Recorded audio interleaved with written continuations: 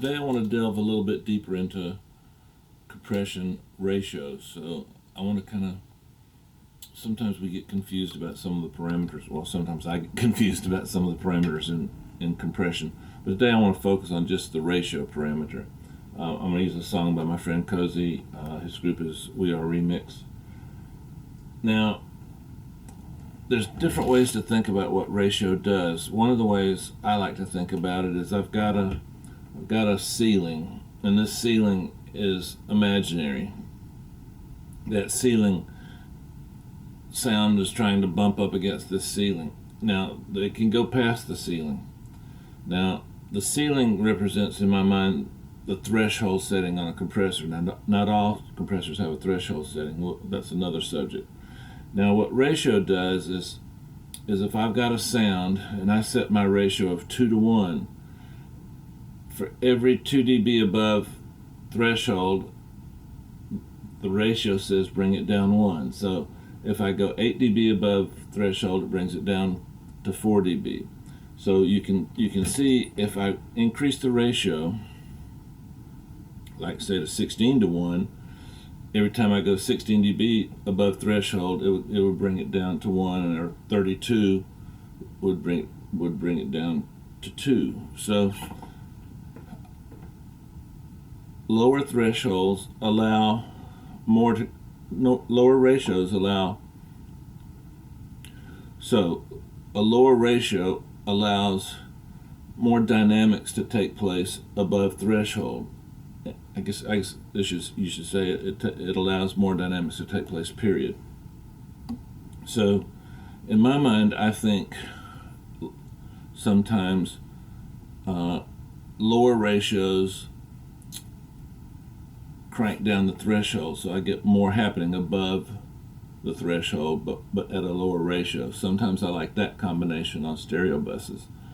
Sometimes on basses I might use a more drastic ratio, like 8 to 1, 12 to 1. And I'm going to show you today on a vocal what happens with a couple of different thresholds, a couple of different ratios in terms of the feel and what we're trying to do. So if we're trying to keep something within a certain dynamic range, as the ratio gets higher and higher, we go into what's called limiting. So a limiter technically is a compressor with a very high ratio. General consensus somewhere around a 50 to 1 ratio, you start limiting. And then what we call a brick wall limiter is nothing gets above threshold. There's a brick ceiling on that threshold, so the ratio, I guess, could be infinity to 1. So, or did I say it backwards? 1 to infinity? Anyway, look it up. You guys got to do some work yourselves too. So let me play this example and show you something. While this is loading up, I want you to notice on the screen this little chart. Now this is what happens on the classic DBX 160 XT compressor. I was wondering, why is it that I can't get my plugins to sound like it? Now this is interesting because the attack time is program dependent. So depending on how many dB I'm knocking off, the attack time changes. The release time is program dependent. Copy this, because these will allow you to get some really cool drum compressor sounds, because the DBX 160X is thought of as, by me anyway, is thought of as a great drum compressor. Now here's a basic compressor. I'm using a little slower attack time. We've got a ratio of around 2 to 1. Release, I'd say a little bit on the longer side. And we're going to set the threshold to just knock off a couple of dB. Let's check it out. When you see me coming alive, when you see me coming alive, when you see me come. Now what you heard was the word when has to have that attack on it, and if we smooth that word out, we lose a little bit of the energy. And then UC is kind of tucked in a little, and then coming alive is another important energy word. So I'm using a 2 to 1 ratio, so focus on the emotion and feeling we're feeling in that 2 to 1 ratio. When you see me coming alive, when you see me coming alive. Now let me take the compressor off and focus on the same concept. When you see me coming alive, when you see me coming alive, when you see me coming alive, when you see me coming alive. I think it must have gotten a tiny bit louder, but you guys are sophisticated. You can substitute in your head for that little extra volume. So what I'm hearing on the compressed version is the wind came down, coming came down, and it came to a closer level to the other words, and now we turn the wind and the coming back up to the original level where they were, and now we've brought with those words the level of the other words. So we tried to keep the dynamics and the importance of that energy in those two words, wind and coming, but we've gotten the other words up to start contributing a little bit to the energy too. Now as we increase the ratio, we get them all more even, but when they're even, there's nothing to impart that energy. That dynamic range contains the energy. So let's see if we can hear when we lose that.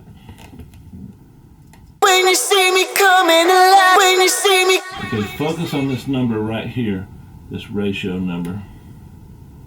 When you see me coming alive, when you see me coming alive, when you see me coming alive, when you see me coming alive, when you see me coming alive, when you see me coming alive, when you see me coming alive, when you see me coming alive, when you see me coming alive, when you see me coming alive, when you see me coming alive. Did you feel the energy kind of go away? If you didn't, don't worry. Some of these things take a minute to hear. Just play that reference over and over again and really train your ear to focus on the energy and the emotion in that line.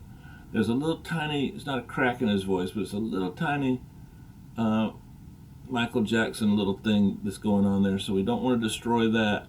There's a lot of there, so we don't want to destroy that. It might take you a couple of tries to hear it, but don't get discouraged. You can hear it, but more importantly, you want to feel it. I get asked a lot, should I put my equalizer in front of the compressor or after the compressor? The basic rule of thumb is, if you've got a frequency that's causing the compressor to do things you don't like, then put an EQ in front of the compressor and take that frequency out. For example, in a vocal, if you've got a lot of low-end muddiness actually affecting what your compressor is doing, put something in front of the compressor, roll that out. It might be a little bit too much 2K, roll that out, and now your compressor is acting to different frequencies. You might ask, well, Dave, what's the difference between that and side chaining? Well, side chaining, we're concerned with the compression of certain frequencies. Here we don't want certain frequencies to affect the compression. And if you put the equalizer after the compressor, what you're doing obviously is EQing the compressed signal. When would you do that? Sometimes with some attack times you might take too much low end out of your kick drum. I tend to keep the attack times on my kick drums a little on the high side, 30 to 50, somewhere in there, and that gives me a little bit more low end. And if you've taken off a little bit of low end from the compressor of the kick drum, but adding a little bit of the attack by doing that, then you might want to add a little bit of low end back into the compressor. On some of the side chain stuff I've shown you, the side chain track, I compress the snot out of the drum, and if on a kick I lose so much low end, I'll take an API 550 or a Pultec and I'll drop that in after the compressor and add those low frequencies back.